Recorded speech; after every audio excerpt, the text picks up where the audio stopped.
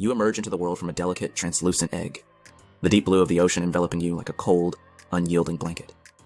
Your first breath is filled with the bitter taste of icy water. The temperature around you is close to freezing, barely above 0 degrees Celsius.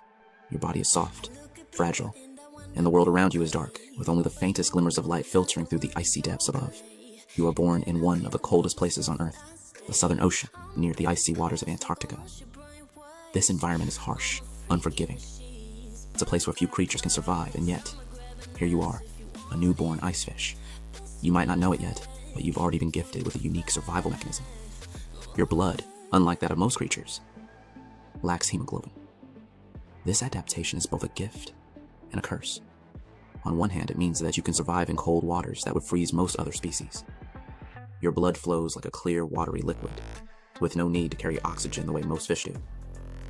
But this also means that you have a limited energy reserve and cannot afford to be too sluggish. Your survival depends on the cold temperatures and the constant flow of oxygen-rich water through your gills. From the moment you're born, your tiny body begins to adapt to this frigid world. Unlike many fish, your muscles aren't designed to dart and surge through the water. Instead, you're slow and methodical, relying on the current to carry you rather than expending too much energy swimming. The food supply is scarce here. Tiny plankton and small invertebrates drift through the water, and your survival depends on your ability to conserve energy while remaining close enough to snatch any morsel that comes your way. You quickly learn the rules of your environment. The ocean's cold can numb your body, making it harder to move. But as long as you stay in the deeper waters, where the temperature remains stable and cold, you're safe from the warmer, predator-rich waters closer to the surface. But being a slow swimmer means you must always be vigilant. Your prey is as small and fragile as you are, and any misstep could lead to starvation. In the first weeks of your life, you encounter various species of fish, some fast-moving and predatory, others like you, slow and steady. You learn to stay close to the bottom, where the temperature is more constant, and where you can hide among rocks and ice-covered crevices. You don't yet understand the dangers of the world around you, but your instincts tell you to stay hidden.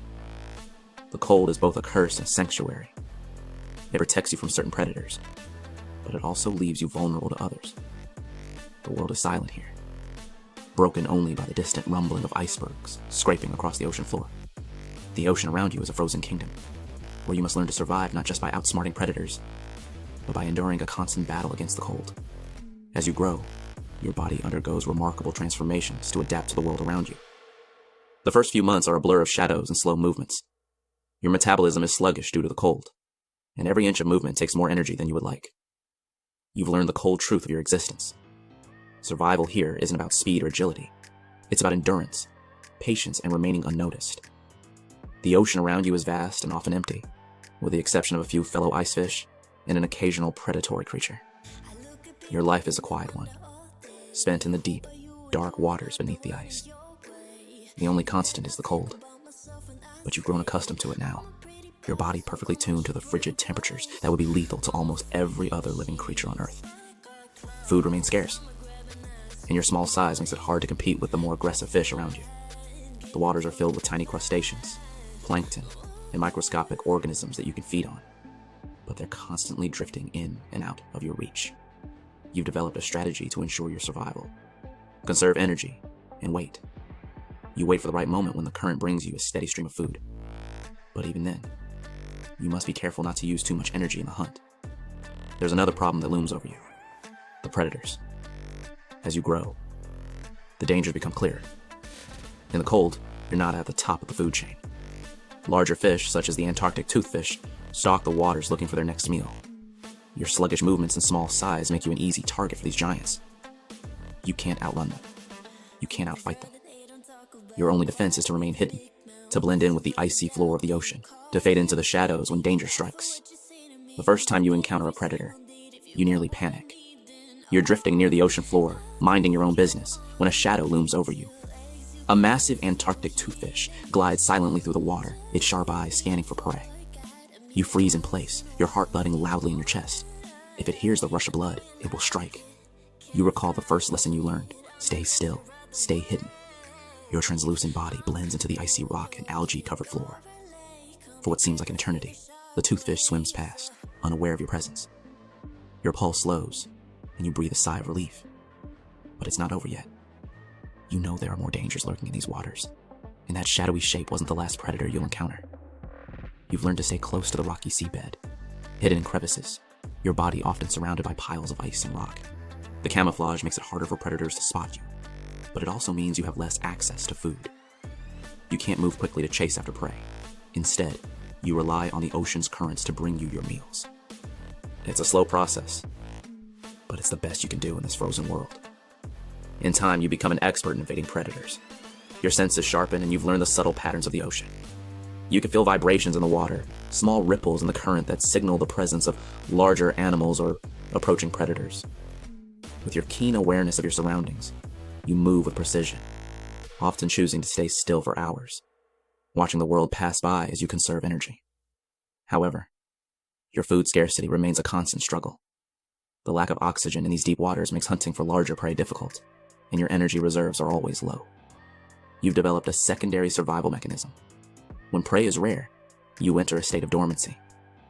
For days at a time, you can survive without food, living off the fat stored in your body.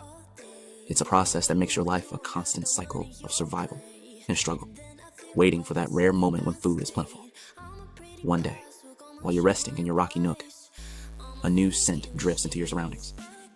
A larger fish, more agile than you, glides near your hiding place. It's a leopard seal, one of the apex predators of the Antarctic waters. The very thought of it makes your muscles tense.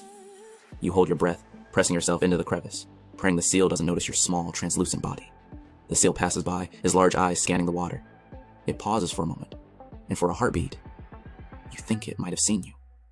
But then it moves on, heading toward another part of the ocean floor. You wait, still as a rock, until the water around you settles and the danger passes.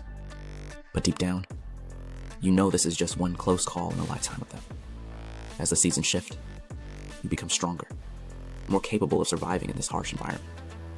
You've learned to adapt to the icy depths, finding ways to keep yourself fed and hidden from predators. You may not have the speed or the agility of other fish, but you become something else. A master of patience, a survivor of the cold. Years pass and you've reached maturity.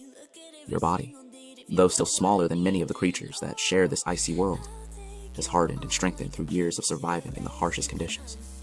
The Southern Ocean has become both your home and your battlefield.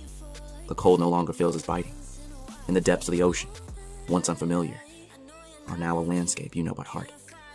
But with maturity comes a new challenge, the call of nature. You can feel the instinct rising within you, an undeniable urge to find a mate and reproduce. In this frozen world, life's greatest purpose is the continuation of your kind. Yet, as with everything else in your life, the process is far from easy. Your first task is to find a mate. As a deep-sea icefish, your chances of encountering a compatible partner are slim. You know this?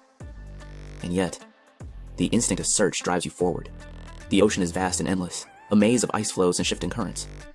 The male icefish, like yourself, must release his sperm into the water in a desperate hope that it will find a female, who in turn releases her eggs.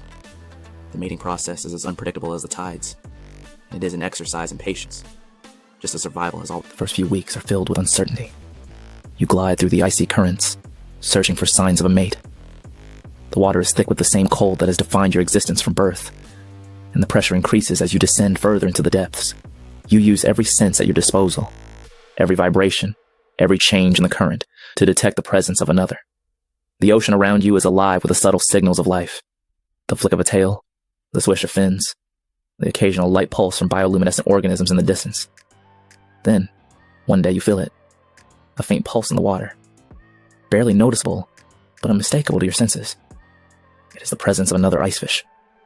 The search has led to something promising. You follow the signal, moving deeper into the cold, your body thrumming with a desire to connect, to continue the cycle that began so many years ago when you hatched from your egg. The moment you meet, you exchange brief, silent glances, your bodies almost touching, as you circle one another. There's no need for words, only the movement of your bodies in perfect synchronization. The female, larger and older than you, slowly releases her eggs into the water, where they will float, vulnerable to the currents. You follow suit, releasing your sperm in a desperate last-minute attempt to ensure your genes continue. The fertilization process is quick, but its success is uncertain. The eggs drift into the unknown, carried by the current, the ocean swallowing them whole. For the next few weeks, your life returns to its familiar rhythm. You return to the cold depths, to the crevices of rock where you hide and wait for the world to turn. But within the water, beneath the ice, life is quietly unfolding. The eggs, which are still drifting in the endless sea, will eventually hatch. The next generation of icefish will be born into the same unforgiving environment, and they will fight the same battles you did to survive. In your old age, you begin to feel the weight of time. Your body, once agile, is now slow. The cold that once invigorated you now feels like a shackle, pulling at your joints, limiting your movements. You know that your time is limited, and the world around you, though vast, will continue to move forward, indifferent to the life you've lived. The ocean, deep and cold, is both a cradle and a tomb. You know that soon, you too will be part of the ocean's vast, ever-changing cycle. As your body begins to weaken, you feel the pull of the cold current stronger than ever, but instead of fear, there is acceptance. The life you have lived, the struggles you have endured, will one day give way to the next generation who will face the same challenges you did. In your final moments, as your body begins to succumb to the frigid embrace of the deep, you find solace in the knowledge that life will continue. The cycle will go on, and in some distant corner of the ocean, a new generation of icefish will hatch, destined to face their own battles for survival, just as you did.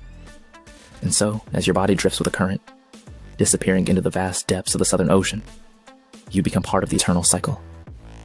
One of many lives born in the cold, each fleeting, yet all connected in the shared struggle for existence.